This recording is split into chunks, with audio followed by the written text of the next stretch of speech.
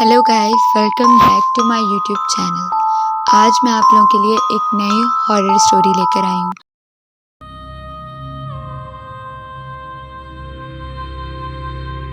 लेकिन आज की कहानी शुरू करने से पहले मैं आप लोगों के साथ एक छोटी सी इन्फॉर्मेशन शेयर करना चाहती हूँ जो मैंने भी सुनी है। वो इन्फॉर्मेशन ये है कि जिन्नात को मीठी चीज़ें और मिठाइयाँ बहुत पसंद होती हैं। हमारी आज की कहानी भी इसी टॉपिक से रिलेट करती है।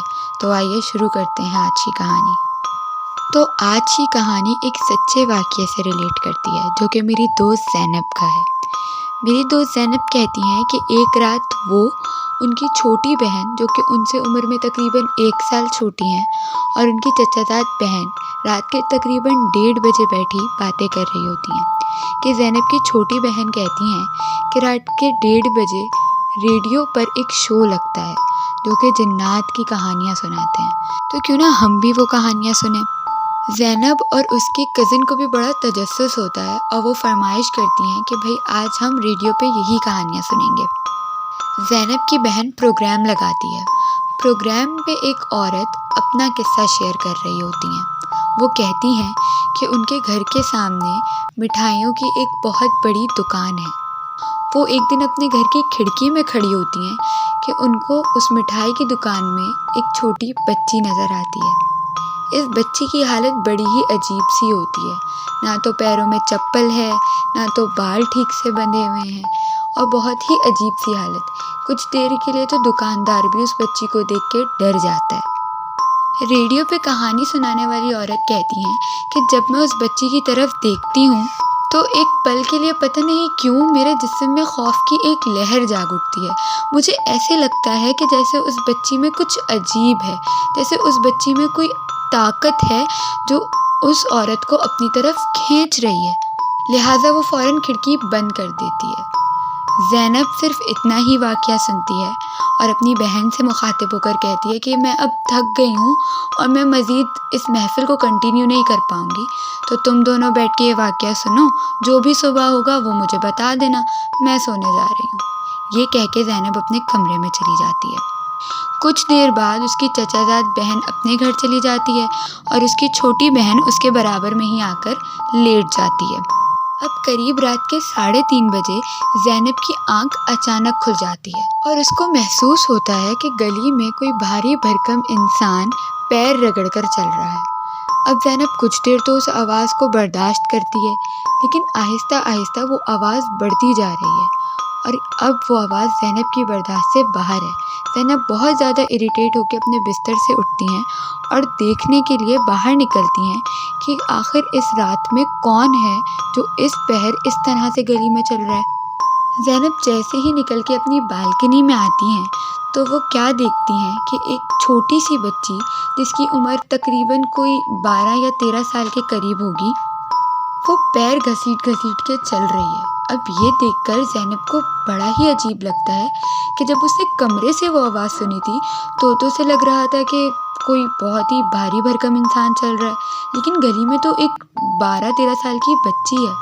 लेकिन फ़ौरन ही ज़ैनब के दिमाग में एक और बात आती है।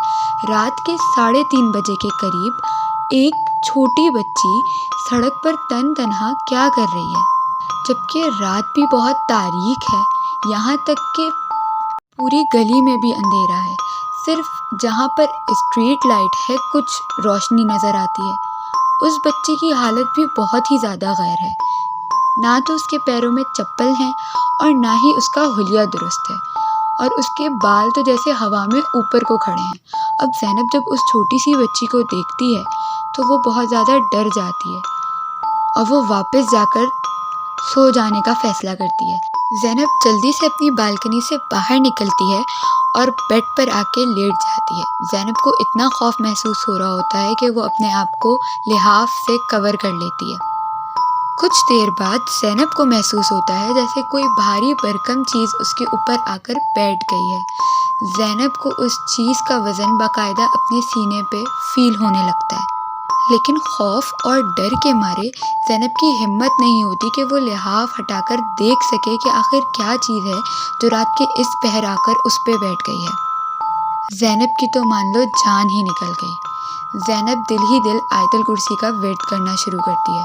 اب جیسے جیسے وہ آیت الکرسی کا ورد کر رہی ہوتی ہے ویسے ویسے اس چیز کا بوجھ زینب پر سے کم ہونا شروع ہو جاتا ہے اور ایک دم جیسے بالکل غائب ہو گیا ہو، جیسے وہ چیز کبھی زینب کے اوپر آ کے بیٹھی ہی نہیں تھی۔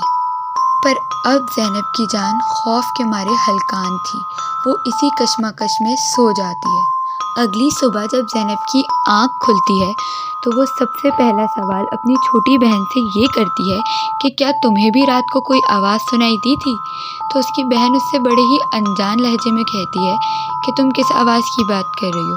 مجھے تو رات کو کوئی آواز نہیں آئی۔ پھر زینب سوچتی ہے کہ وہ دوبارہ اس بات کا ذکر کر کے اپنی بہن کو کیوں ڈرائے، تو وہ وہیں خاموش ہو جاتی ہے۔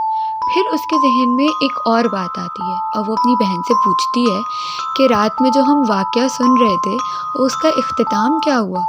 تو اس کی بہن اس کو بڑی عجیب نظروں سے دیکھتی ہے۔ زینب اپنی بہن سے پوچھتی ہے کہ بھائی تم مجھے اس طرح کیوں دیکھ رہی ہو؟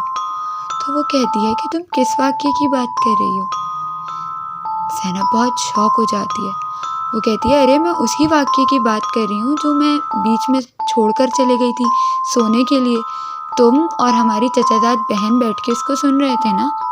تو اس کی چھوٹی بہن اس سے کہتی ہے کہ زینب ہو سکتا ہے تمہیں کوئی غلط فہمی ہوئی ہو، میں تو کیا تم بھی رات کو کوئی پروگرام نہیں سن رہی تھی، اور جس چچا زاد بہن کی تم بات کر رہی ہو اس کو ہمارے گھر آئے ہوئے تو 1 ہفتہ گزر چکا ہے۔ یہ سن کے زینب کے رونگٹے کھڑے ہو جاتے ہیں۔ وہ فوراً فون اٹھاتی ہے اور اپنی چچا زاد بہن کو فون لگاتی ہے۔ کچھ دیر بعد اس کی چچا زاد بہن فون اٹھاتی ہے اور زینب اس سے فوراً پوچھتی ہے کہ کیا تم کل رات ہمارے گھر آئی تھی؟ تو اس کی کزن اس سے کہتی ہے کہ میں کل رات تو کیا پچھلے 1 ہفتے سے تمہارے گھر نہیں آئی۔ یہ سن کے تو مان لو جیسے زینب کے پیروں سے زمین ہی کھنچ جاتی ہے، زینب کے رونگٹے کھڑے ہو جاتے ہیں۔ زینب کو یقین تھا کہ کل رات اس نے جو کچھ بھی دیکھا، جو کچھ بھی سنا وہ سب حقیقت ہے، لیکن نہ تو اس کی بہن یہ بات ماننے کو تیار تھی اور نہ ہی اس کی کزن۔ زینب آج بھی ہمیں یہ واقعہ سناتے ہوئے لرز اٹھتی ہے۔ زینب کا کہنا ہوتا ہے کہ پتہ نہیں وہ خواب تھا یا حقیقت، لیکن زینب اب بھی جب اس واقعے کے بارے میں سوچتی ہے تو وہ پوری رات نہیں سو پاتی۔ سو آئی ہوپ آپ کو یہ ویڈیو پسند آئی ہوگی۔